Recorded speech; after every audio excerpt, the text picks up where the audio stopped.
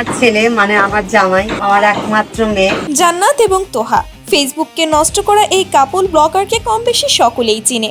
নামে content creator হলেও তাদের কাজ মূলত সমাজকে নষ্ট করা। যুগ থেকে শুরু করে গোপন ভিডিও ভাইরাল সবকিছুই তাদের পক্ষে সম্ভব। কিন্তু এবার এই নষ্টামির তালিকায় যুক্ত করেছে জান্নাতের মাকে। জান্নাত তার নিজ মাকে এবার কাপল ব্লগে নামিয়েছে। মেয়ে, জামাই, শাশুড়ি মিলে এবার ফেসবুককে পুরোপুরি ধ্বংস করার সিদ্ধান্ত নিয়েছে। ভাবতে পারেন মানুষ কতটা নির্লজ্জ হলে মেয়ে ও জামাইয়ের সাথে ব্লগ করা শুরু করে। আর এই মহিলাই বা কিরকম এই বয়সে এসে ব্লগ করা শুরু করেছে। বুড়ো বয়সে ভীমরতি তার মেয়ে এবং জামাই মিলে সমাজকে ধ্বংস করে দিচ্ছে।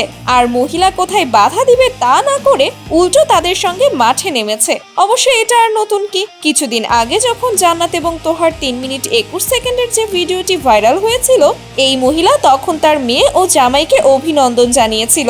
সেই ভিডিওর ফল আজ হাতে নাতেই পেয়েছে জান্নাতের মা। সেটা হলো জান্নাতের ছেলে হয়েছে। এখন থেকে ব্যবসায় নতুন সদস্য পেয়েছে জান্নাত ও তোহা। ছেলে দুনিয়াতে আসতে না আসতেই যতগুলো ভিডিও বানিয়েছে তা দিয়ে জান্নাতের ডেলিভারি থেকে শুরু করে কাপড় সবকিছুই কিনে ফেলেছে। জান্নাত যখন প্রেগনেন্ট হয় তখন মাইক লাগিয়ে সবাইকে জানিয়েছে তোহা যে তাদের 3 মিনিটের ফল তারা পেতে চলেছে।